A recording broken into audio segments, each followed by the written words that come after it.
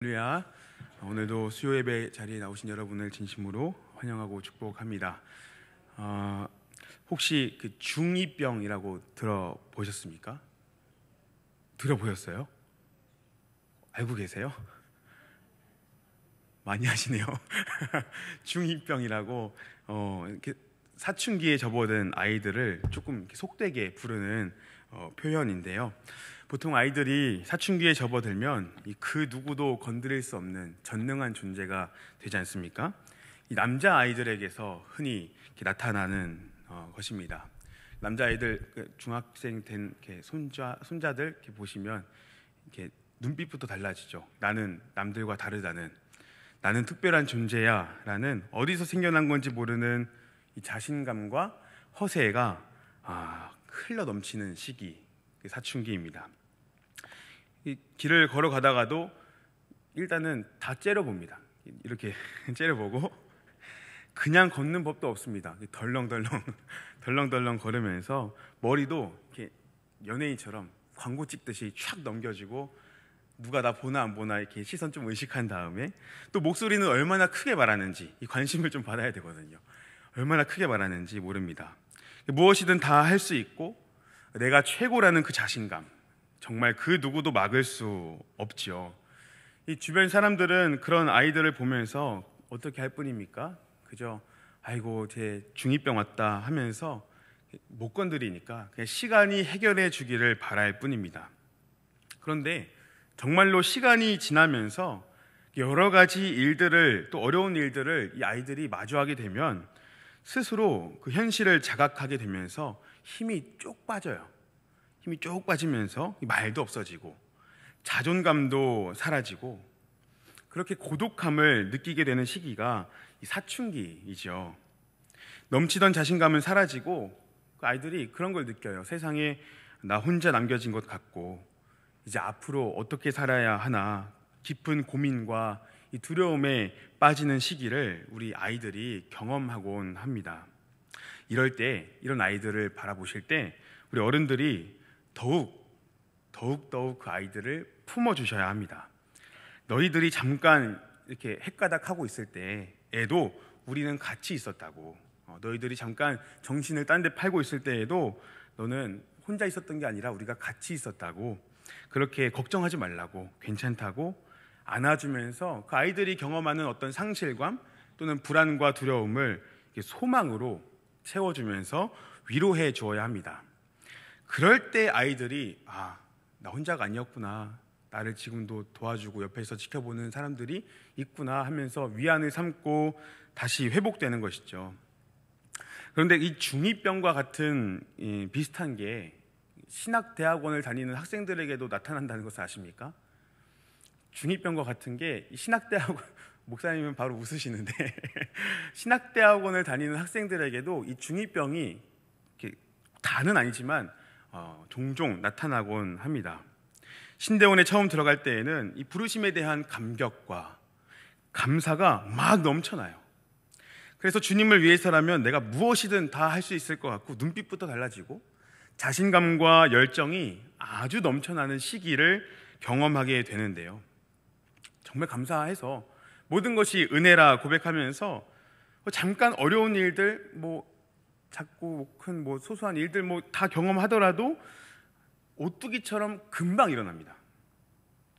그 무슨 일을 만나도 별로 타격감이 없는 것이죠.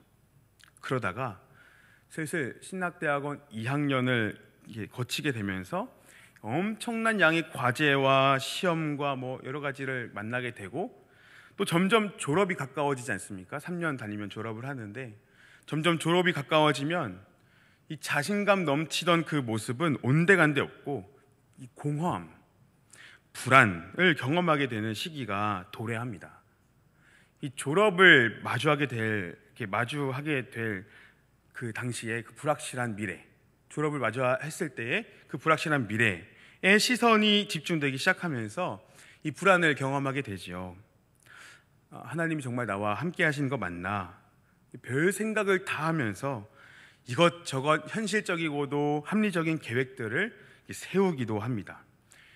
입학했을 때에는 이 부르심에 감격하여서 뭔가 자신감과 기대가 충만했다가 뭐든지 다 할 수 있을 것 같은 그런 모습으로 살아가다가 이 졸업을 앞두고 나서 이 현실의 벽 앞에서 잠깐 무너지는 경험을 하게 되는 것이죠. 그런데 이러한 모습들은 이 신앙의 여정을 걸어가는 우리 모두가, 저와 여러분 우리 모두가 보편적으로 경험하게 되는 부분이라 저는 생각을 합니다. 무언가 대단한 일을 이루었을 때, 아니면 큰 은혜를 경험하여 이 담대함을 가지고 살아갈 때, 그러다가 어느 순간 현실의 벽 앞에 서게 되면 우리는 언제 그랬냐는 듯 크게 낙심하고 무너지게 되죠.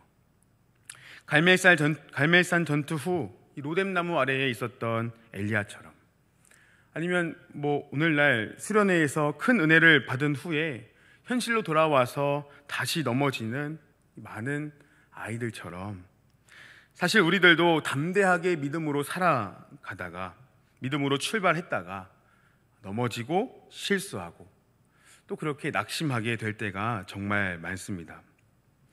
그러나 그러한 현실 속에 있는 우리를 하나님은 어떻게 보실까? 하나님은 그러한 우리들을 어떻게 보시고 어떻게 대하시는가? 지치고 넘어진 우리를 향한 하나님의 마음은 무엇일까? 그것을 오늘 말씀을 통하여 함께 나누고 또 위로를 얻는 시간이 되기를 바랍니다. 지난주에는 이 사람의 생각과 아집과 계획을 앞세워 살아가려 했던 이 타락한 인류의 모습이 이 바벨탑 사건을 통해서 극명하게 드러났음을 보았지요. 흩어짐을 면하고 자신들의 왕국을 세우려 했던 이 인류의 부패한 본성이 이 바벨탑 사건을 통해서 드러나게 된 것입니다. 그러나 동시에 인류의 악함에도 불구하고 그들을 흩으심으로 이 본래 가지셨던 계획을 계속해서 펼쳐가시는 하나님의 일하심을 우리는 역시 보았습니다. 생각을 나뉘게 하심으로 하나님의 나라를 확장하기를 바라셨던 그 하나님의 마음을 우리가 11장을 통해서 알게 된 것이죠. 그리고 그렇게 하나님은 이제 한 사람을 부르심으로 그 뜻을 이어가시는데요. 그 누구를 부르십니까? 하나님께서 아브람이죠. 아브람. 잠깐 창세기 12장을 한번 가보실까요? 창세기 12장 1절에서 3절 말씀. 1절에서 3절 말씀 우리 한 목소리로 함께 읽어보겠습니다. 시작. 여호와께서 아브람에게 이르시되 너는 너의 고향과 친척과 아버지의 집을 떠나 내가 내게 보여줄 땅으로 가라. 내가 너로 큰 민족을 이루고 내게 복을 주어 내 이름을 창대하게 하리니 너는 복이 될지라. 너를 축복하는 자에게는 내가 복을 내리고 너를 저주하는 자에게는 내가 저주하리니 땅의 모든 족속이 너로 말미암아 복을 얻을 것이라 하신지라. 아멘. 하나님께서 아브람에게 내가 네게 보여줄 땅으로 가라 하시면서 내가 너로 큰 민족을 이루고 네게 복을 주어 창대하게 하겠다라고 약속을 하십니다. 우리가 여기서 기억해야 할 것은 아브라함이 하나님을 찾은 게 아니라 하나님이 먼저 아브라함을 부르시고 그에게 약속을 주셨다는 것입니다. 아브라함은 부르심에 순종하여 발걸음을 옮기죠. 하나님을 신뢰함으로 자신이 살던 고향을 떠나서 말씀하신 그 땅, 가나안 땅에 도착하게 됩니다. 그리고 하나님은 한 번 더 나타나서 말씀하시는데 7절을 보십시오. 가나안에 도착한 아브라함에게 하나님 말씀하시기를 내가 이 땅을 네 자손에게 주리라. 이 말씀을 한 번 더 주십니다. 그러니까 지금 상황은 아브라함을 일방적으로 불러내신 하나님께서 그 아브라함에게 땅과 자손의 복을 약속하신 것이죠.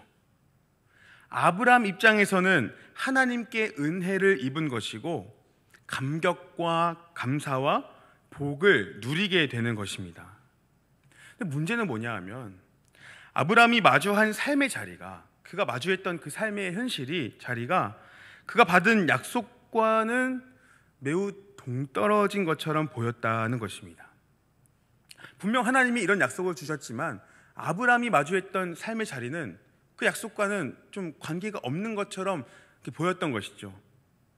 시간 관계상 다 살필 수는 없지만 아브라함은 분명 가나안에 도착하여 그곳에서 하나님으로부터 땅과 자손의 복을 약속받았음에도 불구하고 그가 마주한 현실은 기근이었습니다. 그래서 애굽으로 내려가죠. 기근을 피하여 애굽으로 내려가죠. 뿐만 아니라 아브라함의 목자와 롯의 목자 사이에 갈등이 생기지 않습니까? 그 갈등이 생기자 아브라함은 롯과의 헤어짐을 경험하게 됩니다. 이 복을 약속받아서 뭔가 앞날이 창창 열려야 할 것만 같은 아브라함이었지만 그가 마주한 현실은 기근과 이 자식 없음이라는 이 약속과는 정반대의 문제들을 마주하게 되었던 것이죠. 뿐만 아닙니다.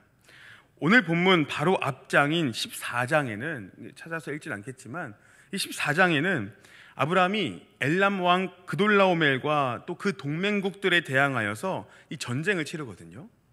그 전쟁을 치르고 그렇게 사로잡혔던 이 조카 롯을 구출해내는 유명한 사건이 기록되어 있습니다.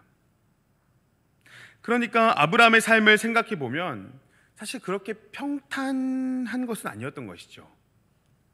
하나님이 부르시고 하나님이 약속을 주셔서 고향을 떠나왔지만 현실적으로 마주하게 된 것은 기근이었고 롯과의 갈등이었고 또 전쟁이었단 말입니다. 뭔가 기쁨과 즐거움과 또는 마냥 행복한 일만 있어야 할 것 같은 아브람. 아니 하나님이 처음에 부르셔서 말씀하셨던 대로 복을 누리는 삶을 기대하게 되지만 아브람의 현실은 전혀 그러지 못했던 것입니다. 여러분, 이것이 우리의 신앙의 여정과 매우 비슷하다 생각되지 않으십니까? 우리가 하나님을 찾은 것 아니고 하나님이 우리를 일방적으로 선택하여 불러주셨죠.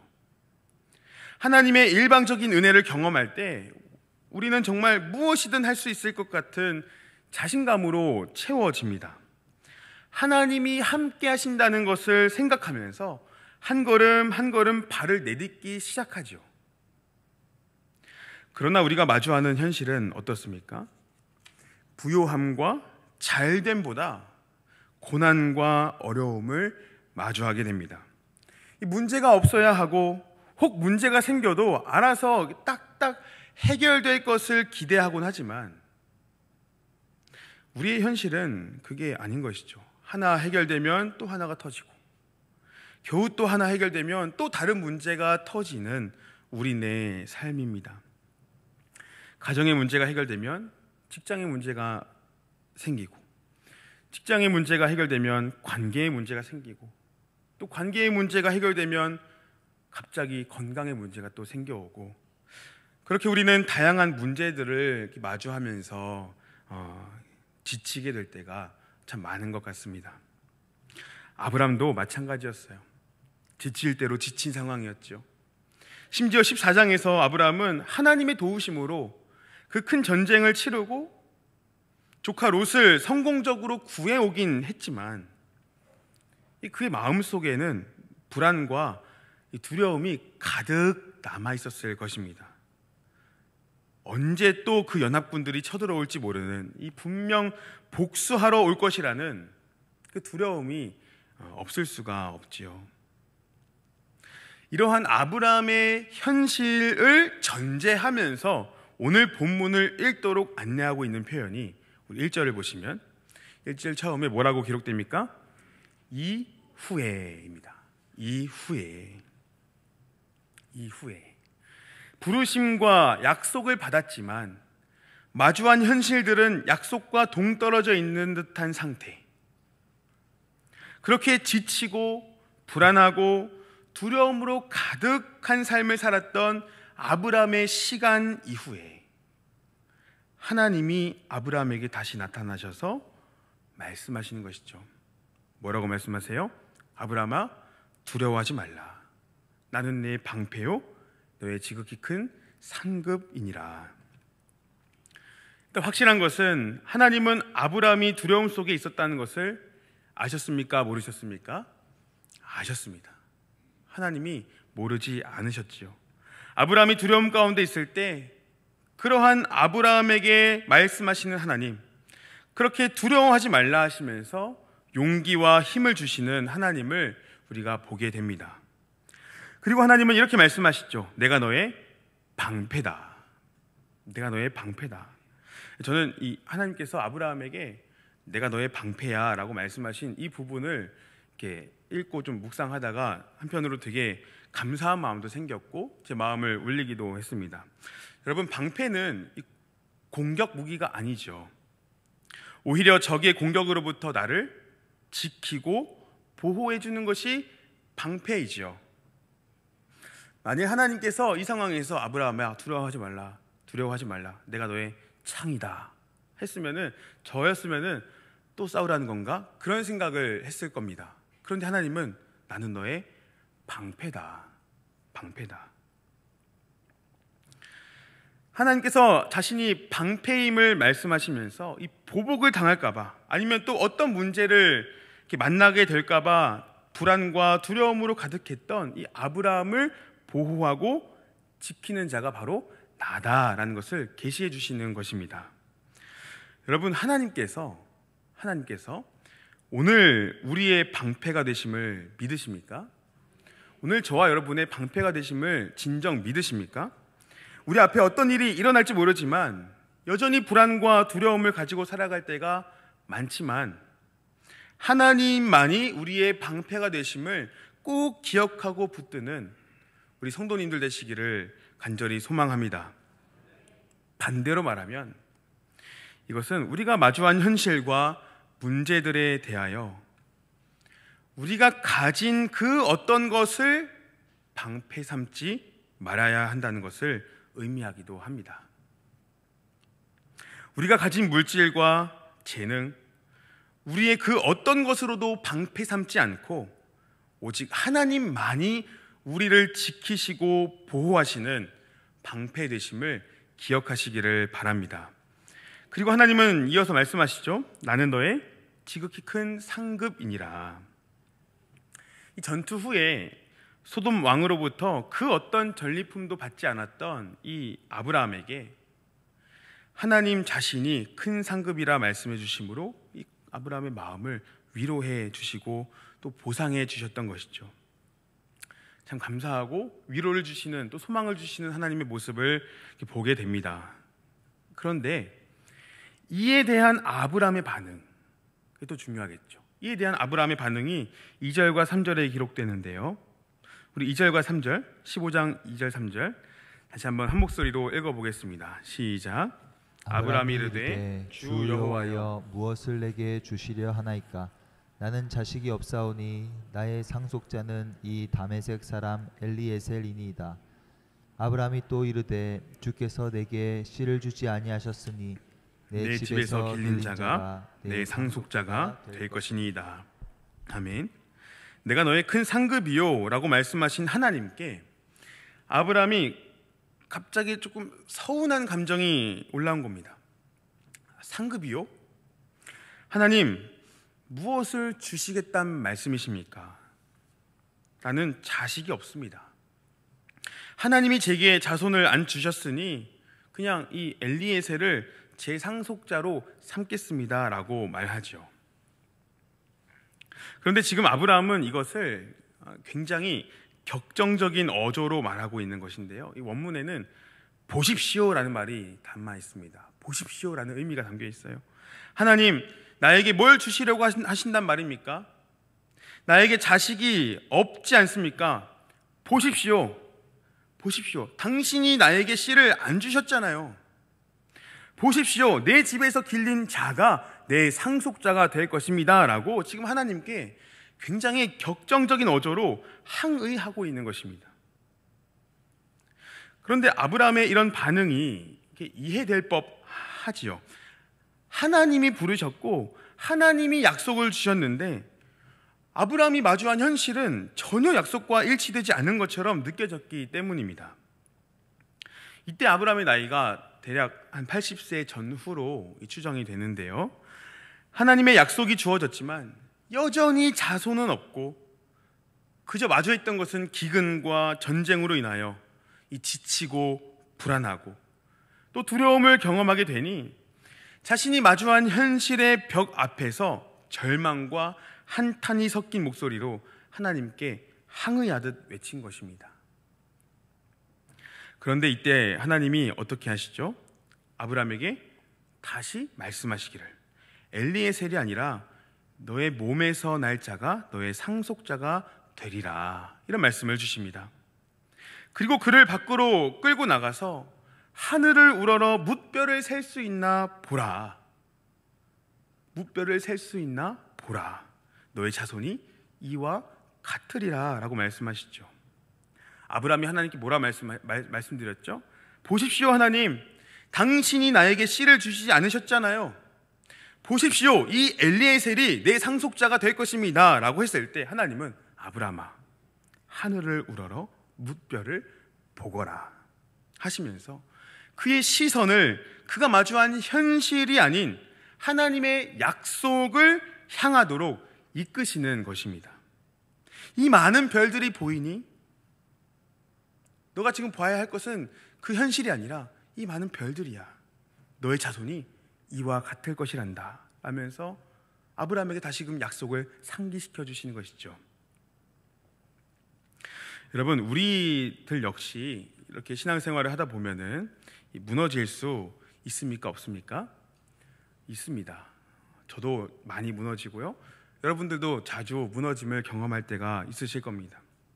하나님의 부르심에 감격하고 감사하여서 정말 자신 있게 하루하루 살아가다가도 막 은혜를 받고 기쁨으로 감사함으로 찬양하면서 말씀을 가까이 하면서 믿음으로 하루하루 살아가다가도 우리가 마주한 현실적인 문제들, 여러 가지 문제들 앞에 서게 되면은 이길 때도 있지만 종종 우리 역시 무너질 수 있는 것이죠. 그리고 때로는 하나님께 서운한 마음을 내비추기도 합니다. 하나님, 제 현실을 좀 보십시오. 이게 뭡니까? 도대체 제가 왜 이런 일을 당해야 합니까? 하나님, 왜 제가 만난 문제들을 해결해 주시지 않으십니까? 저 좀 보십시오 라고 두려움과 절망과 이 답답함이 섞인 말투로 하나님께 외칠 때가 있지요. 그러나 여러분, 하나님은 어떤 분이십니까?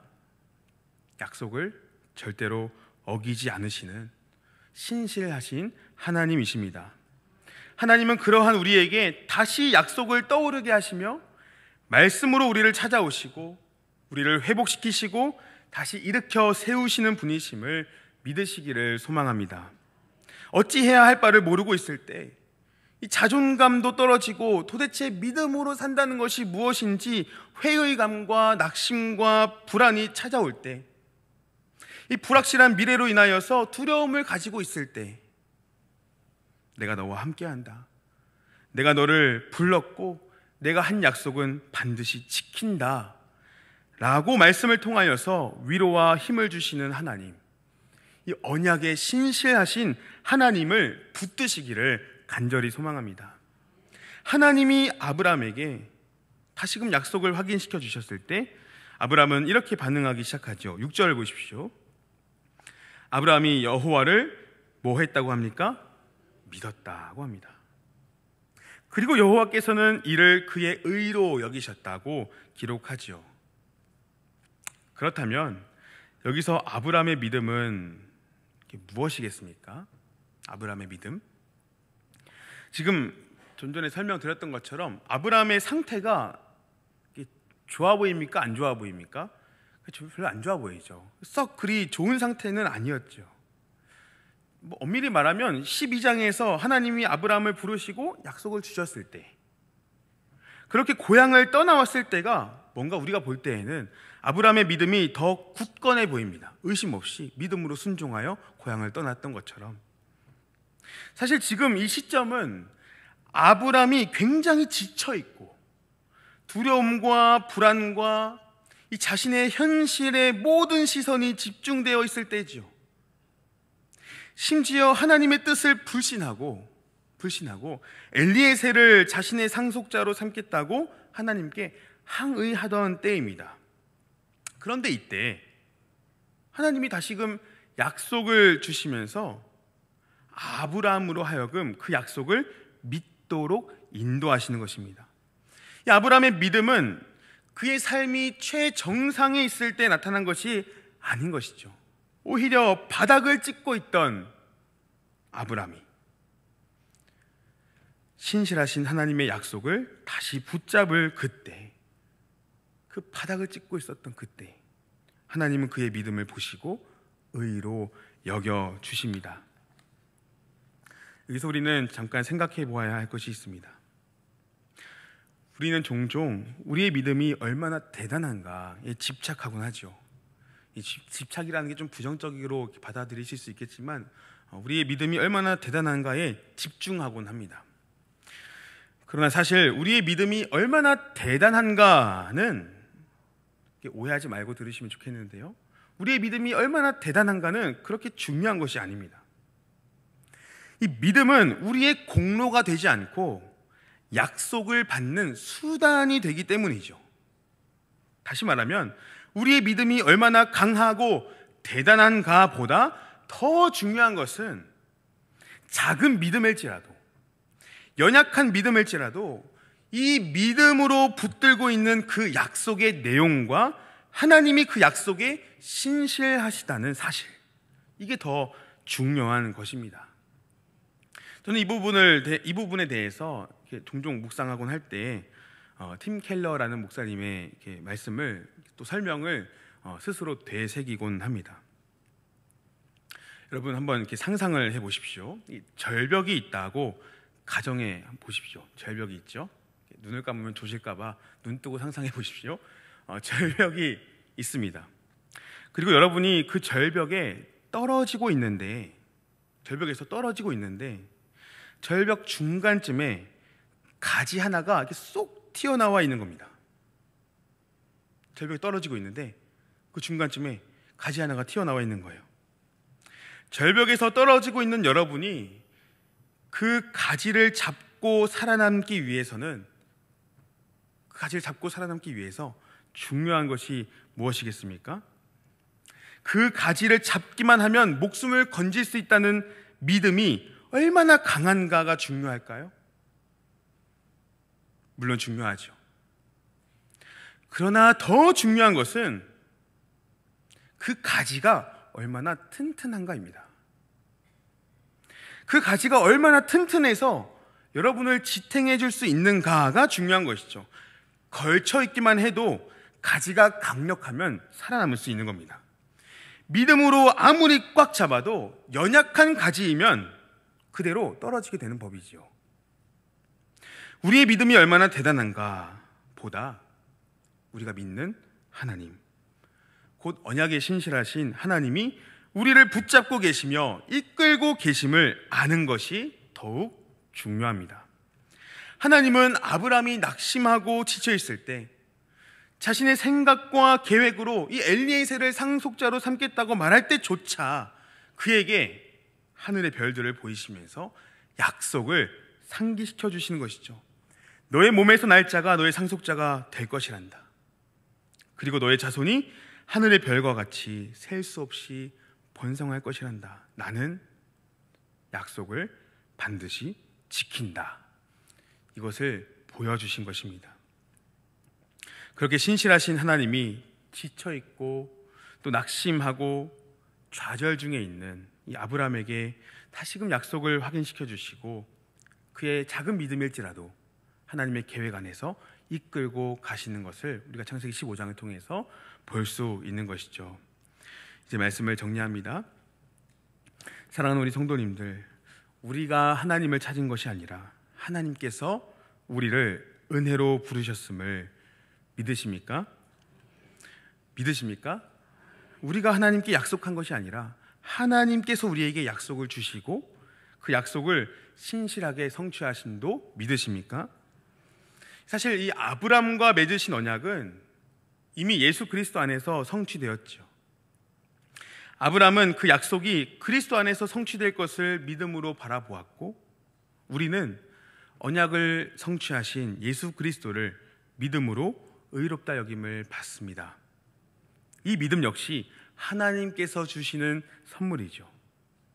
그러니 우리를 부르시고 우리에게 믿음을 주시며 우리의 삶을 가장 선한 길로 인도하시는 그 하나님을 바르게 깨닫고 알아가면서 믿음으로 붙잡는 모두가 되기를 소망합니다.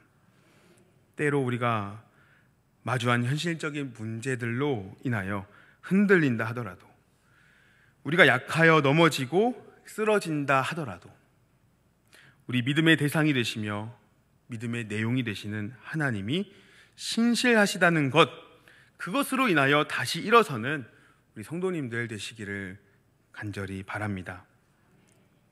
괴로울 때, 어려운 일들을 당하여 낙심될 때, 우리의 시선이 우리가 마주한 현실의 벽에 머무를 그때에도 신실하신 하나님이 우리 곁에 계십니다.